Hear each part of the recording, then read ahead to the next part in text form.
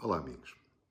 Hoje quero falar-vos de situações que recorrentemente ocorrem na vida das pessoas, que é termos que lidar com pessoas tóxicas e tentarmos aprender a lidar com elas sem que nós perdemos possamos perder a nossa alma, a nossa identidade, a nossa serenidade e usá-la de maneira correta. Há pessoas que definitivamente não querem diálogo. A única coisa que lhes interessa é a vitória. Não querem paz. Querem ter razão. Não querem entendimento. Elas querem absolutamente dominar. E quando nos afastamos, elas provocam. Quando silenciamos, elas atacam. Quando somos gentis, interpretam isso como um gesto de fraqueza. Então a pergunta é: como proteger o nosso coração confrontados com isto sem deixar que ele se endureça, se torne duro, se torne rancoroso? Então vou-vos falar de vários princípios. O primeiro princípio é conhecer o mecanismo psicológico. Do ponto de vista da psicologia, seja na psicanálise, seja na terapia cognitiva comportamental, ou até na abordagem sistémica, os comportamentos tóxicos não surgem do nada.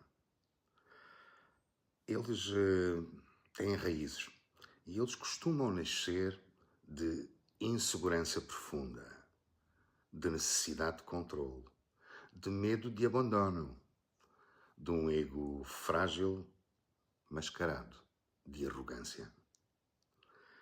Quem agride emocionalmente está quase sempre a defender uma ferida. Mas, amigos, atenção!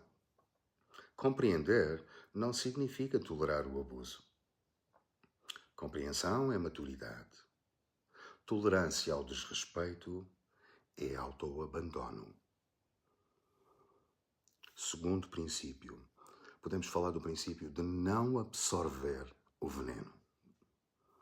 Existem vários ensinamentos espirituais muito profundos acerca disto. Todos eles dizem que o mal não se combate com o mal. Porque ao fazer desta maneira, nós estamos a multiplicar. Se alguém age com egoísmo, provocação ou malícia, e nós respondemos ou agimos com ressentimento, o que é que acontece? O mal entrou dentro de si.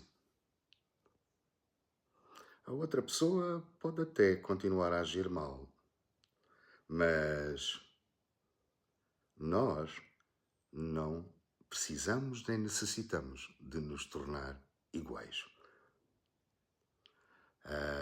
Espiritualmente, podemos dizer que o coração humano funciona como um espelho. Se cobrirmos esse espelho ou deixarmos que ele se cubra de poeira, por exemplo, raiva, rancor, amargura, então esse espelho deixa de refletir luz, porque fica obscurecido. Então a pergunta prática é: como não deixar que a poeira se acumule no espelho e que não nos permita receber e refletir luz? Existem ferramentas psicológicas concretas, para além da própria espiritualidade. A técnica do limite claro. Esta significa uma assertividade madura. Não é agressividade, não é submissão, é firmeza tranquila, é dizer aquilo que se sente de modo respeitoso. Não aceite que fale comigo nesse tom. Se continuar, eu vou encerrar esta conversa. Este é um exemplo muito efetivo de assertividade, sem gritar, sem ironia, sem humilhação. Queridos amigos, a capacidade da assertividade desenvolve e aumenta a dignidade. Há uma técnica também da não reação emocional imediata, que todos nós já ouvimos falar. A neurociência mostra que o nosso sistema límbico reage antes da razão. É a parte impulsiva. Quando provocado, é simples, mas precisamos lembrar-nos, respirar profundamente, esperar alguns segundos e só falar depois. Responder em vez de reagir é um ato de poder interior e poder exterior. Outra forma, outra técnica é de aprender a diferenciar a responsabilidade. Você é responsável pelas suas escolhas, pela sua postura e pela sua dignidade. Você não é responsável pelo caráter do outro, pela maturidade ou falta dela do outro, pela consciência ou falta dela do outro. Quando somos capazes de fazer esta distinção, ganhamos graus de liberdade. Esta distinção liberta. E o princípio espiritual da elevação. A espiritualidade ensina algo ainda mais exigente. Se alguém te trata mal, não respondas com o mesmo nível de consciência. Eleva-te, procura elevar-te acima disso. Mas, amigo, elevar-se não é permitir que o outro invada o seu espaço. É ter a capacidade de criar limites e fazer-se respeitar. E respeitar. Amar não é permitir abuso. E perdoar não é continuar disponível para ser ferido. Ser espiritual não é ser passivo. É ter a capacidade de aceitar que eu não controlo, que eu não domino. Os resultados vêm de uma outra força. Às vezes a atitude mais espiritual é o afastamento dessa fonte de causa de mal-estar e a conexão com a criação, com aquilo em que nós acreditamos. Queridos amigos, o maior perigo é o ressentimento, é desenvolver ressentimento silencioso. E isso acontece muitas vezes porque não somos capazes de criar limites. E aí acumulamos mágoa, internalizamos a raiva e adoecemos emocionalmente. E sem nos darmos conta, começamos a tornar-nos naquilo que criticamos. É aqui que muitos corações deixam que a tal poeira os polua. Mas a cura começa quando nós decidimos, tomamos essa decisão, que é o ato de maior poder. Não vou permitir que a atitude do outro determine o meu caráter. Queridos amigos, isto, como em tudo na vida, necessita de prática. Necessita de uma prática diária para que esse coração se possa manter limpo. É como os nossos móveis e o nosso espelho, temos que o limpar.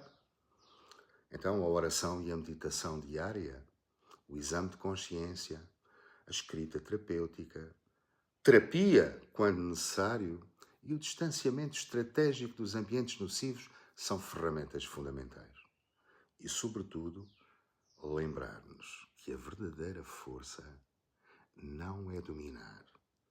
A verdadeira força é manter a integridade sob pressão. E aí desenvolvemos e caminhamos para uma maturidade espiritual suprema. Queridos amigos, há uma ideia muito poderosa que diz que o outro pode tentar ferir, mas só entra no seu coração aquilo que você permite guardar. E você pode proteger-se, afirmar-se, defender os seus direitos, agir com justiça. Tudo isto sem ódio, sem vingança, sem amargura. Queridos amigos, Quando nós somos capazes de preservar a nossa luz, nós vencemos. Mesmo que o outro nunca mude, porque isso não está no nosso controle. Então, queridos amigos, relacionamentos tóxicos são testes de consciência. Eles perguntam: tu vais reagir ou responder? Tu vais endurecer ou amadurecer? Tu vais deixar contaminar-te ou vais elevar-te acima disso? Queridos amigos, a verdadeira vitória não é mudar o outro. A verdadeira vitória é não perder a própria alma no processo. E isso é a suprema espiritualidade. É a liberdade espiritual. Queridos amigos, espero que tenham gostado do vídeo. Se gostaram, partilhem para que outros amigos também possam ouvir e refletir e eles próprios também partilhar para outras pessoas poderem ouvir, porque realmente esta elevação da espiritualidade e aprendermos a lidar com estas situações e este tipo de pessoas, personagens que cruzam as nossas vidas é tão importante, porque é um processo de aprendizagem e crescimento e elevação espiritual. Queridos amigos, um grande abraço e até ao próximo vídeo.